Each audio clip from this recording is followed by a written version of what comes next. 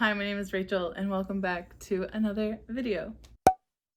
As you can tell by the title underneath me right now, this is another episode of Game On, not my TBR game. And today I'm going to be playing Critical TBR, which was created by my friend Allie, who goes by AllieCatWrites on Instagram and TikTok. I will link them down below for you to check out on TikTok.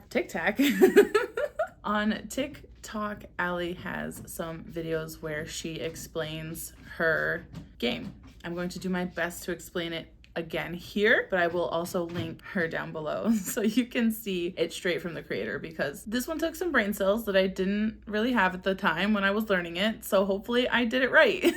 Bear with me, I'm learning. So first I will put up a picture of Allie's game board. Actually, it's my rendition of Allie's game board because she texted me a photo of her game board, which I think is just on like a poster board. I made a digital version for myself to use while I play. So at the bottom, you can see Mr. Matt Mercer, who is the DM for Critical Role, which is the show that this game is based off of. And I do believe the prompts and the characters, which I'll get to in a second, for this game are all based off of the Mighty Nine, which is one of the seasons, or one of the arcs rather, of Critical Role. Do you love my Wizard Kitty throwing dice shirt? I absolutely love this t-shirt. My husband got it for me maybe like 2 Christmases ago. Oh, it's so funny. Okay, anyways, back to the game. So as you can see, Matt Mercer is here on the bottom and he is the dungeon master, and the theme of the game is that you're doing a like dungeon battle, a boss battle, and you roll a d6 to decide how many spaces you're going to move. As you can see, there are some blank spaces which are white. Those ones, if you land on a blank space, you have to roll percentile dice to roll between numbers 1 and 100 to get a prompt off of a list that Allie has created, a list of 100 prompts, which again are all Mighty Nine inspired or related. If you land on a trouble tile, however, your prompt will be different, and you could either end up adding rolls to your TBR, or you could end up adding damage, which I think kind of only counts if you're planning on playing more than once. I don't know if I'll play this again this year, but I had a lot of fun doing it, so I do definitely want to do it again next year. So if I occur any damage, I'll have to just keep like a bank, I guess, of my damage. Okay, let's go over the trouble tiles. I have my iPad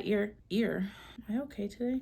I have my iPad here, so again, I'm sorry if I'm looking down. So one of the trouble tiles is labeled consent, please. If you fail to save, you do not have consent to move forward until you roll for an additional prompt. AKA, this tile gives you 2 books because you have to re-roll for the prompt that you were originally rolling for, and then you have to roll another one because this one is giving you a roll onto your TBR. Also, by the way, if you don't play D&D, you make skill checks, and they say that it's like a save roll. You can make skill checks in battle if somebody attacks you or does something to you that you need to survive. So you roll a d20, and normally skill checks are like hover as a pass around 12 or higher, but for Allie's sake on this game, she split the d20 in the middle, so if you get a 1 through a 10, you fail, and if you get an 11 through a 20, you pass. Another trouble tile is called You Can Certainly Try. Take 2 points of damage if you fail the save. Another trouble tile is called a mimic, and if you don't know what a mimic is,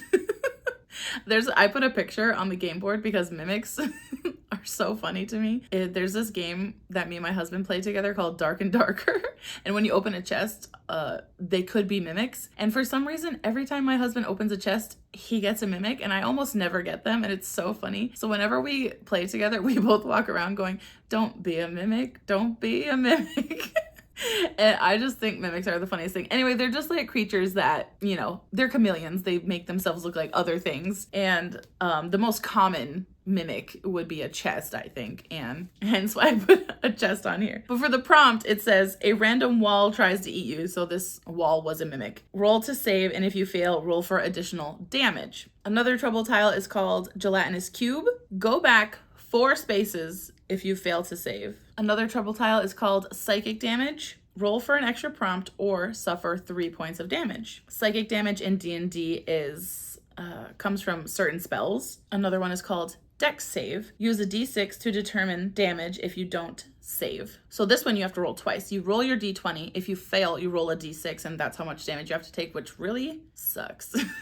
Another one is called Wisdom Save. Again, if you fail, take 3 points of damage. Now this trouble tile It's called Dungeon Master. I have changed it here on my copy of Allie's rules. I can't remember what the original one was, but me and Allie changed it together to have a friend pick a book for you, because they would be like the master of your TBR, which would make them like the TBR master, the dungeon master. Another trouble tile, which the one I'm most scared of, is called Legendary Action. Go back 6 spaces or add a prompt. Personally, I would probably go back 6 spaces because I'm trying to keep my TBR manageable. My son is going back to school though in September, so I'll have much more reading time. However, my husband should also be coming home sometime in September, so everything's up in the air right now. And for those of you who don't play, a legendary action in D&D is when like a really powerful boss or like creature or monster is fighting you. They have actions known as legendary actions. So in battle, you take turns in D&D. And let's say,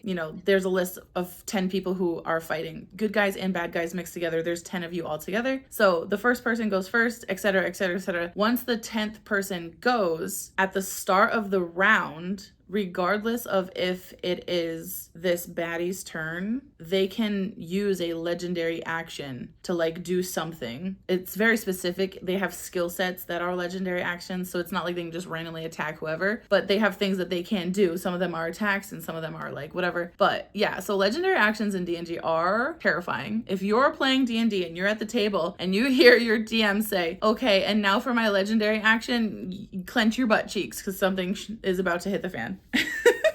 Sorry for that imagery. Another trouble tile is called Trivia, and this says answer random critical role trivia question. I talked with Allie. I haven't watched a singular episode of Critical Role, even though I'm like a huge D&D nerd, because I am very obsessed with Dimension 20, and I'm trying to get through all of their backlog and get caught up with them before I venture into Critical Role, because Critical Role has so much content that I know once I like get into it, I'm going to not have time to watch both at the same time. So I want to be caught up with Dimension 20 to the point where I'm only having to watch whatever they are like currently publishing and be done with that backlog, which will happen soon. I'm almost there. I'm almost caught up. So Critical Role, here I come. But for this one, Allie said if I land on a trivia tile to text her and she'll just give me a random like D&D trivia question that's just not Critical Role specific, but just more broad. And if you get the trivia question wrong, it says to read a 500 plus page book. Now, as a fantasy girly, that is not at all hard for me. 90% of my TBR is probably 500 plus pages, but being forced to read one always makes me not want to read it. So I hope I don't get that. Or if I do, I know the answer. And the last trouble tile is called Natural One. Go back to the beginning or add 3 prompts. So you either have to start over, like scrap your TBR and start all the way over, or if you've gotten prompts that you like really like and you don't want to start over, you have to add 3 more prompts, which means 3 more books essentially. And again, for those of you who don't play D&D, a natural one means on the dice that is called a D20, the lowest number is a 1, the highest number is a 20. A 20 is called a critical success, because if you roll a 20, it's the highest number you can get on the dice. So it's kind of saying like, you instantly succeed at whatever you're trying to do, although some DMs don't always follow that, but I feel like it is the majority where a nat 20 just equals success with whatever you're trying to do. And on the other end of the spectrum, a natural 1 is usually an instant failure, and it's usually a grand, extreme, absurd, hilarious failure. Because if you roll a nat 1, like let's say I rolled a dexterity save to walk to my car with my hands full of books, right? And I rolled a natural 1. The DM would be like, oh, a banana peel drops out of the sky from an eagle that was eating a banana, and it dropped in front of you and you slipped on it and you fell backwards and all your books went up in the air and landed on top of you, and you took 6 points of bludgeoning damage, and you also got a concussion, so you have disadvantage for an hour. Like, it would just be like something so out of this world, because if you fail that badly, it's like among the D&D community, the joke is that if you have a nat 1, like it just has to be a funny thing, even though most of the time like you don't want it to happen, but sometimes it happens and you're just like, oh my god, that's so funny. But let's just hope there's no nat 1s in battle, because you could die. Also, there are 100 random reading/book prompts for the tiles that are blank. I will not be reading all 100 of those prompts, but I will obviously read you the prompts that I need to pick books for. once I play the game. Now, the last thing I need to chat about is my character. So this season of Critical Role was called The Mighty Nine, which is what Allie told me. I don't know, I haven't watched it yet. So if you're a Critical Role stan and you're in my comments, have some grace. I haven't watched it yet. I love D&D. I'll get there.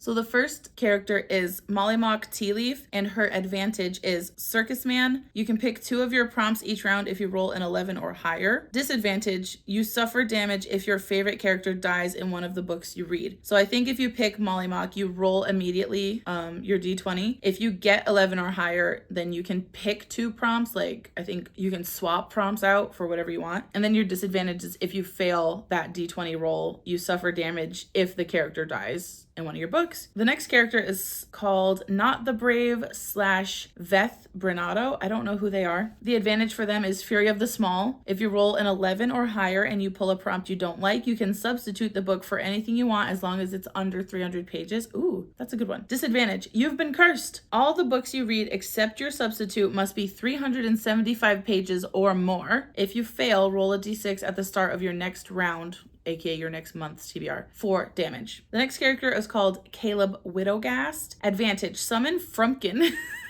Who the hell is Frumpkin? Summon Frumpkin to peek at the prompts and choose 1 per round if you roll 11 or higher. Disadvantage, you must read for 30 minutes a day, at least 5 days a week. That's not bad. If you fail next round, you roll d6 for damage. That disadvantage doesn't seem terrible. The next character is called Fjord Stone. Their advantage is summon Star Razor. Who's Star Razor? Also, my cat's name is Razor, so maybe I should pick him. Summon Star Razor and either ignore a negative tile or swap out a prompt you don't like once per round if you roll 11 or higher. Disadvantage, Salt Water. If you fail to read a book for a prompt dealing with water, pirates, or the color blue, roll a d6 for additional damage. Ooh, I don't like that. The prompts could do anything, you know? The next character is called Jester Lavore, I think. Lavore, I'm gonna go with, maybe. Advantage, I'm the cleric. If you fail to fulfill more than 1 prompt, you only take half damage. If you only fail 1 prompt, you suffer no damage. Disadvantage, you're banished. If you must move back more than 5 spaces, you die and have to start over. Scary. The next character is called Yasha Nidoran. Advantage, I would like to rage. You are immune to danger tiles that send you backwards if you roll an 11 or higher. That sounds good. Disadvantage, you suffer double damage if you DNF. The next character is called Caduceus Clay, which I feel like I've heard this name before. Probably on TikTok or Instagram. Advantage, help, it's again. I don't know if that's supposed to say help, it's me again, or just help, it's again. You can substitute 1 prompt for a reread once per round if you roll an 11 or higher. Disadvantage, sleep well with your bad decisions. You must read every night before bed. If you don't, roll damage next round or month. Ooh, that would kill me because sometimes I don't read at night before bed. And the last character to choose from is called Beauregard Lionette. Advantage, you are immune to trivia trouble. You are immune to trivia trouble tiles if you roll an 11 or higher. Disadvantage, if you suffer damage, add +1 roll to determine your TBR. So, obviously, I haven't watched this show and I don't know anything about these characters' personalities or who I would want to take on this TBR journey playing as them. But Allie said that she thinks if I watch Critical Role that Jester would be my favorite. So, in honor of Allie, who created this game, I'm going to play as Jester. So my advantage will be if I fail to fulfill more than 1 prompt, I only take half damage. And my disadvantage is if I move back more than 5 spaces, I have to die and start over. Rule number 1 is a 4. 1, 2, 3, 4. And my percentile prompt challenge is 0, 0, 0, which means 100. For my first roll, I got number 100, and that prompt is wildcard. Read whatever you like. Yes, what a great start. I'm going to choose The Lies of Locke Lamora by Scott Lynch. This is my Reading Realm book club pick that will start in mid-September and go until the end of October. So if you want to read this book with us, then the link for my book club is down in the description below. It is a Discord server where we chat about things in a general area. There is a different area for book club members. You can opt in at any time. And I also have other sections for if you have interests in gaming or D&D. So please feel free to join us if you want to read this book with us in the next couple months. This book is about a man called Locke Lamora, who I think is also known as the Thorn of Camor. I believe he is a pirate slash thief in the vein of Robin Hood, where he steals from the rich. However, unlike Robin Hood, he does not give to the poor. He steals and keeps everything for himself. I don't know how, but I know that Locke and his crew find themselves intertwined in this political war maybe, or some other war among thieves. I'm not sure exactly because the synopsis is very short, but some shit goes down and they end up getting caught up in it. So really excited for this one. Roll number 2, a 5. 1, 2, 3, 4, 5. Again, my percentiles. 80 and 6, so 86. For roll number 2, I got prompt 86, and this one is called Stormlord. Read a book featuring gods or goddesses.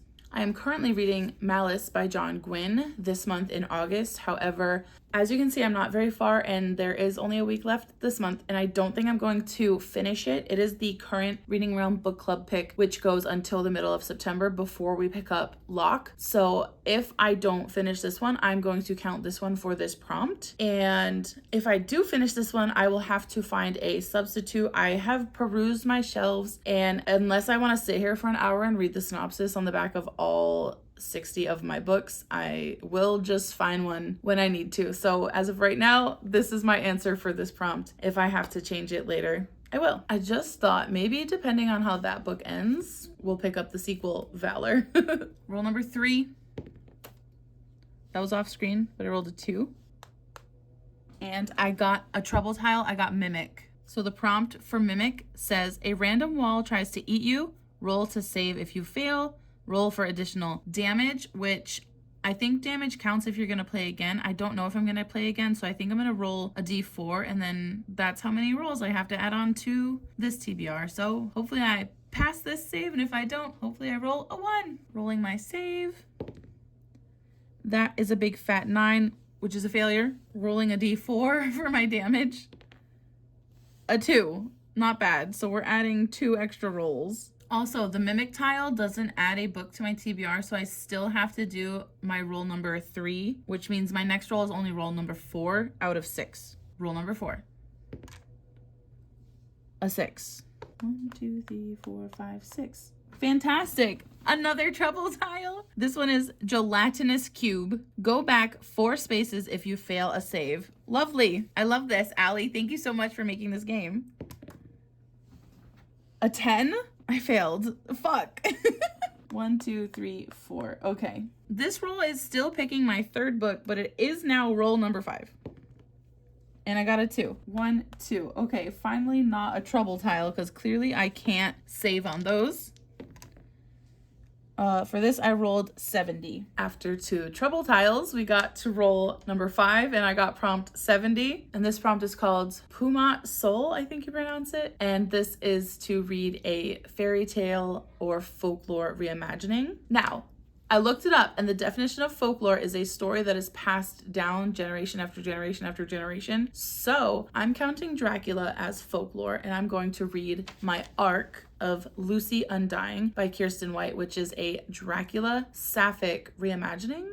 I think it's Sapphic. I could be lying, but I'm pretty sure it's Sapphic. And the tagline says something along the lines of blood transformed her and love will save her or something. Or maybe it's the opposite. Blood saved her, love will transform her. I have my iPad. Let me just look it up. The synopsis for this book says, a vampire escapes the thrall of Dracula and embarks on her own search for self-discovery and true love in this epic and seductive gothic fantasy. Her name was written in the pages of someone else's story. Lucy Westenra was one of Dracula's first victims, but her death was only the beginning. Lucy rose from the grave a vampire and has spent her immortal life trying to escape from Dracula's clutches and trying to discover who she really is and what she really wants. Ooh, there's a lot more to the synopsis, and I don't want to read it because I want to go in and discover more about Lucy for myself. Now picking my 4th book, but this is roll 6 as I drop the dice. And that's a 5. 1, 2, 3, 4, 5. Great, I'm on another trouble tile called Psychic Damage. I either have to roll an extra prompt or suffer 3 points of damage. I'm going to choose suffering 3 points of damage because the damage only applies if you play it again, which I do plan on doing. Just, I won't do it following immediately the next month. So it'll be in the bank. I'll have it in the bank for damage. Picking my 4th book, and this is roll number 7.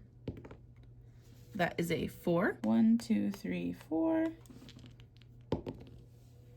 I rolled a 10 and a 9, so that's 19. After another trouble tile, finally got to roll 7, and for this one I got prompt number 19. This one is called Wild Mother, and that is to read a book with nature on the cover. And for this prompt, I'm going to read another arc of Don't Let the Forest In by C.G. Drews, and the cover for this book is amazing. I follow this author on Instagram and their feed is so beautiful. It's like swamp witch and bog creature, and I just love their aesthetic so much. And the only thing I know about this book is that the forest is kind of like a dark entity in and of itself, and that's all that I want to know. The cover though, chef's kiss. Whoever designed this cover, give them a raise. It's beautiful, stunning, gorgeous. Rolling for my 5th book. This is roll number 8. That's a 5. 1, 2, 3, 4, 5. Okay. A 70 and a 6. And for roll number 8, I got prompt 76, which is Star Razor, to read an Arthurian book. Now, this is really funny that I got this actually because I live literally right next to a neighborhood that is entirely King Arthur themed. Like the neighborhood has like a sign that says welcome to blank, and they have like all their streets and stuff are named after King Arthur people and places, and it's so funny. And for this book, I'm going to read The Guinevere Deception, which is also by Kirsten White. So I will be reading 2 books by Miss White this month. What are you doing? I'm the dragon bat. You're a what? The dragon bat. Oh, okay. The synopsis for this one says, Princess Guinevere has come to Camelot to wed a stranger, the charismatic King Arthur. With magic clawing at the kingdom's borders, the great wizard Merlin conjured a solution. Send in Guinevere to be Arthur's wife and his protector from those who want to see the young king's idyllic city fail. The catch? Guinevere's real name and her true identity is a secret. She is a changeling, a girl who has given up everything to protect Camelot. Ooh, I've actually never read the synopsis from this as many times as I've seen the cover and heard people talk about it. I had no idea what it was about. So that sounds interesting. I'm a little bit more excited now than I was a minute ago when I picked it out. And what should hopefully be my last roll, knock on wood. A 6. 1, 2, 3, 4, 5, 6. Phew, that was almost another treble tile, but we've made it to my last roll.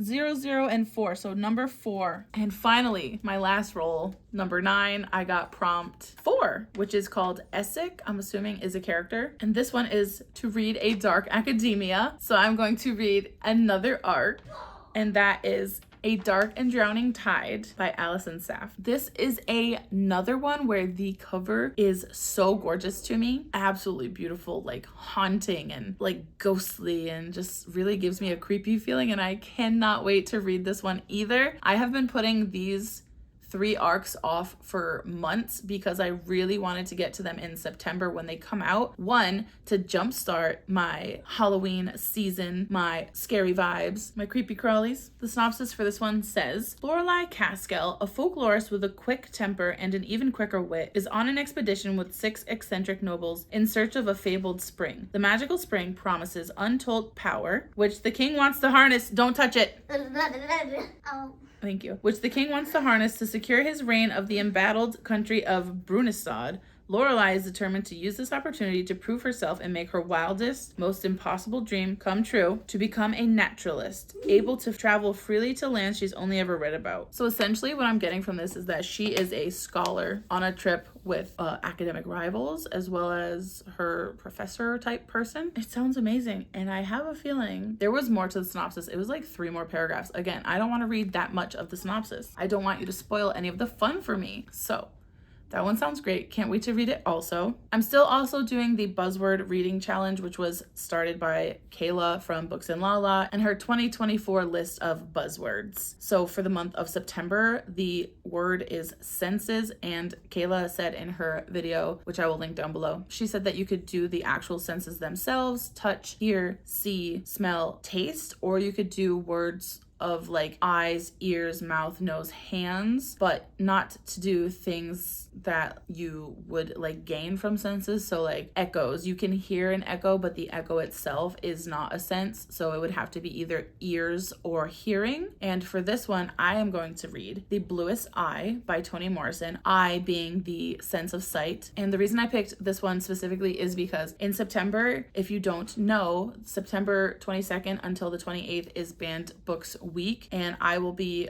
attempting to read at least 3 banned books in the month of September during this week specifically. I will start with The Bluest Eye. I also really want to try and read This Book is Gay. A couple of other options that I have are Monday's Not Coming and a book called When Aiden Became a Brother, which is a children's book, and I would love to read this one with my son. And I also kind of want to read Fahrenheit 451. I don't know much about it. I know it's a classic, and I think that it has to do with book burning, like firefighters who, instead of going to houses to put out fires, find people who are hiding banned books and then they burn them. I think that's what it's about, right? I don't know. I'm too lazy to read the synopsis. It's a classic. I'll figure it out eventually. Do you want to read a book with me in September called When Aiden Became a Brother?